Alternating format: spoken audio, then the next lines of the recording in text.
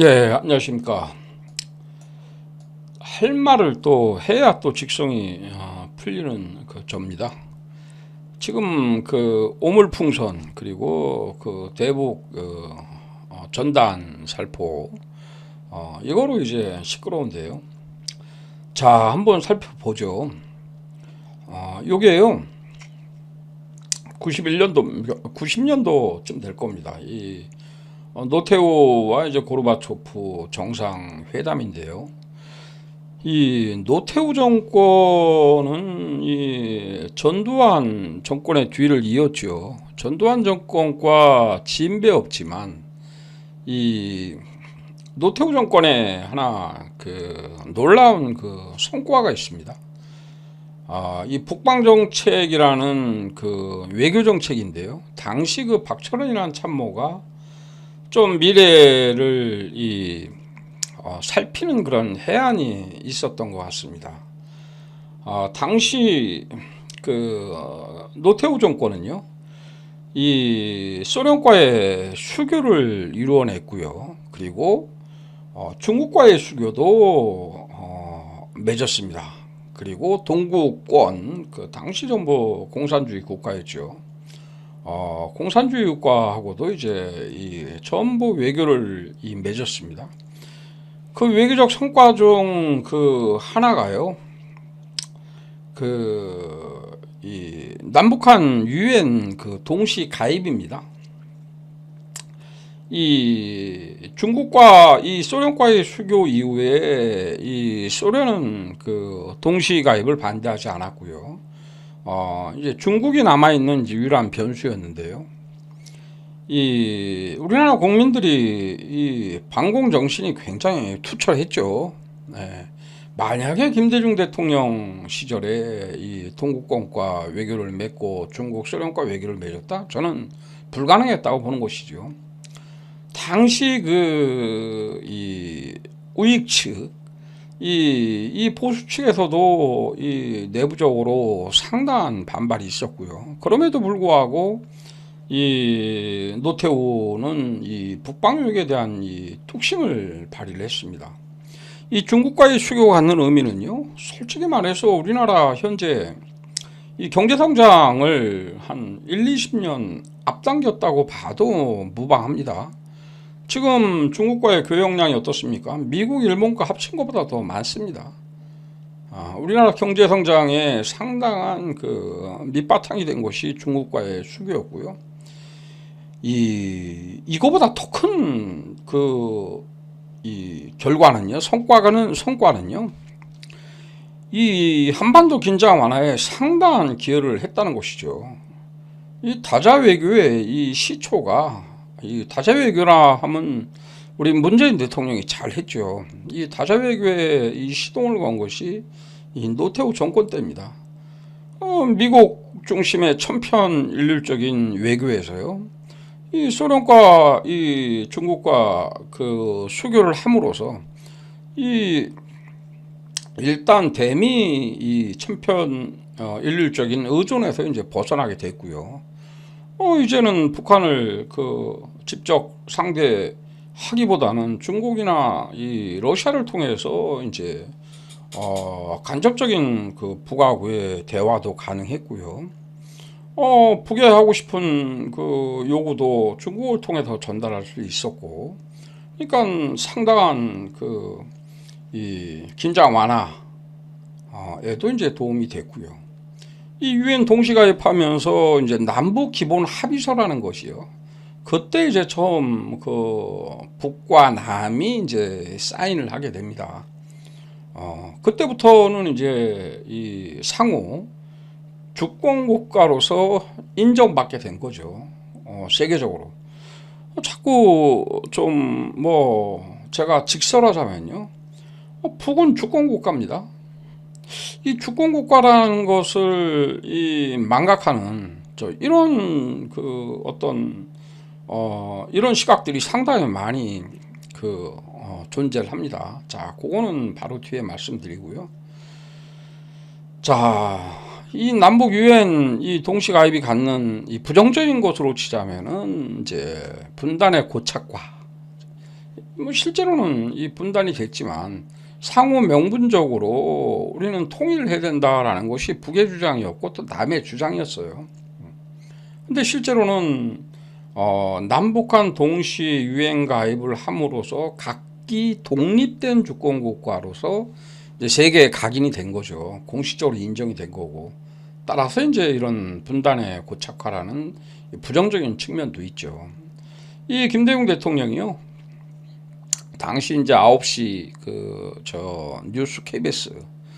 자, 평민당의 김대중 총재는 남북한의 유엔 동시 가입은 분단을 가시화하는 반통일적인 정책이라고 말하고 한반도의 긴장 완화를 위해서는 북한을 고립하는 국가보안법을 폐지해야 한다라고 이렇게 주장을 했습니다.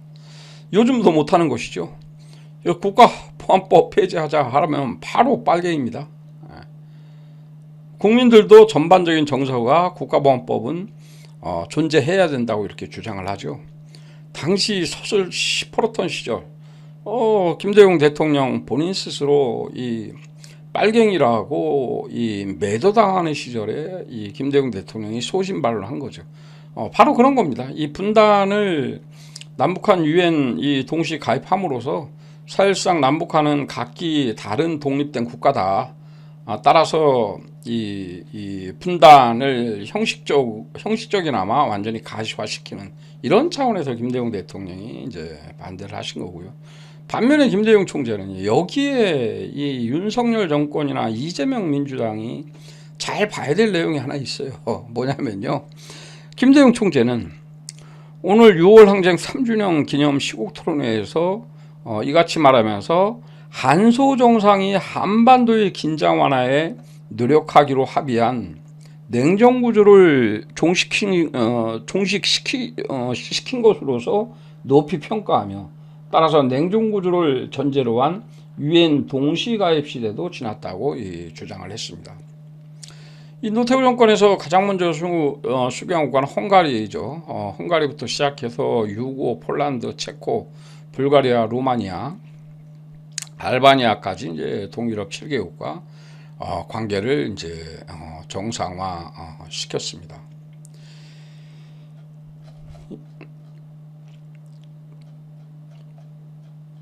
자, 다시 이제 1위로 돌아가서요.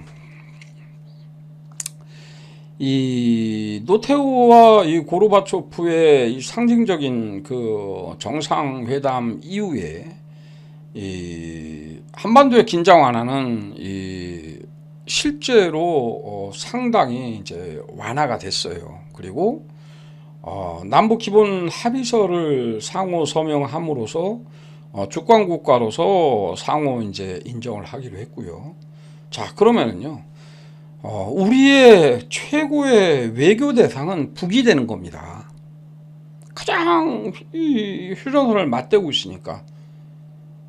거기다가 한민족이라는 동질성이 있잖아요. 그렇지만 다른 국가예요. 제1의 외교의 대상이 북인 것입니다. 노무현 대통령이나 김대중 대통령, 문재인 대통령이 북을 방문하고 정상회담을 한 이유가 거기에 있는 겁니다. 가장 가까이 있는 이유에 비록 체제는 다르지만 제1의 외교 대상으로 생각을 한 것이죠. 지금 헌법재판소에서 월북한 친구들이죠. 이 친구들이 대북전단을 자꾸 뿌리잖아요, 북에. 실제로는 그게 무슨 효과가 있겠습니까? 쓸데없이 이제 북을 자극하는 것밖에 안 되잖아요. 자, 명백한 영공 침범입니다. 헌법재판소에서는 표현의 자유라는 표현을 써요. 못 부리게 하는 것은 표현의 자유를 너무나 과도하게 침해하는 것이다. 여러분 한번 이렇게 생각해 봐요. 자, 일본이요. 우리 대한민국을 비난하는 그 전단 삐라들을 우리나라를 향해서 살포한다고 한번 생각을 해보십시오. 우리는 어떻게 대응할 거예요? 우리의 영공을 침범하는 거 아닙니까? 그죠?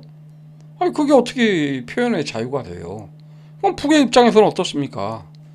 마찬가지잖아요. 자신들의 영공을 침범하는 거잖아요. 네. 영공 침범하지 않고요.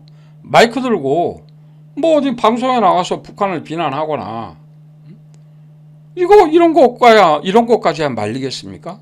명백하게 그쪽으로 물리적인 어떤 그 행위를 하는 것 자체가 명백히 영공 침해입니다. 이 헌법재판소도 어떤 인식이 머릿속에 있는 거예요.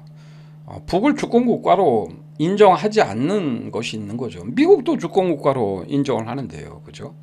일본도 북한을 독립된 이 주권국가로 인정을 합니다. 주권국가란 뭐예요? 국민이 있고 영토가 있는 거 아닙니까? 영토에는 영해가 있고 하늘이 있잖아요. 영공이 있고. 이런 부분에 대해서는 불필요하게 북을 자극하는 이런 그 행위를 막는 것이 무조건 맞습니다. 북의 명분을 주잖아요. 그렇죠? 오물 그 풍선을 먼저 보낸 게 아니잖아요. 이 월북단체, 이 탈북단체들이 그 보내면 그거에 대한 이 대항으로 이게 벌써 수년 전부터 있었던 일이지 않습니까? 오늘은 그것만 좀 말씀을 드리고 싶었어요. 남북한은 독립된 각기의 주권 국가다. 따라서 주권 국가로서 상호 존중을 해야 되는 것이죠. 라오스, 캄보디아, 베트남, 중국 전부 공산주의 국가입니다. 일당이 독재하는 국가예요. 그럼에도 불구하고 그들 국가보다 국정을 접하고 있는 북을 저는 이제는 그런 시대는 지났다. 요즘 20대, 30대 제 아들하고 대화를 해봐도요. 북은 북이고 남은 남이지 않느냐. 북은 북대로 살고 남은 남대로 살면 된다. 그런 거잖아요. 북은 주적을 미국과 일본으로 삼고 있죠. 북은 일관되게 주장을 하죠. 너희가 우리를 건들지 않는다면 우리가 약소국이 강대국인 당신들을 어떻게 건들겠느냐. 그대로 좀 냅둬라. 이런 거잖아요. 그죠? 이 윤석열이가 9.19 합의도 파기하고 긴장 완화 조장하고 미국이 주장하는 대로 중국을 봉쇄하는 한미일 군사동맹의 행동대장으로 쓰고 이 머슴이 완장 차면 난리 난다는 말이 예전부터 있었단 말입니다. 우리 조당 대대로 내려오는 여기서 말하는 난리는 전쟁을 말하는 겁니다. 우리 어릴 때 많이 들었잖아요. 대대로 구전되어 오는 겁니다. 윤석열 같은 여기서의 머슴이란 머슴을 비하하는 게 아니고요. 무지한 놈이 리더가 되면 마을이 이장이 되고 완장을 채워주면 난리가 나고 쑥대밭이 된다는 그런 뜻이죠. 그래서요. 민주당이든 언론이든 기본 이 북의 영공 침해 부분에 대해서 제기하라는 문제가 아니고요. 남한의 탈북 단체들이 불필요한 자극을 하는 것을 저는 막아야 된다고 보는 겁니다. 감사합니다.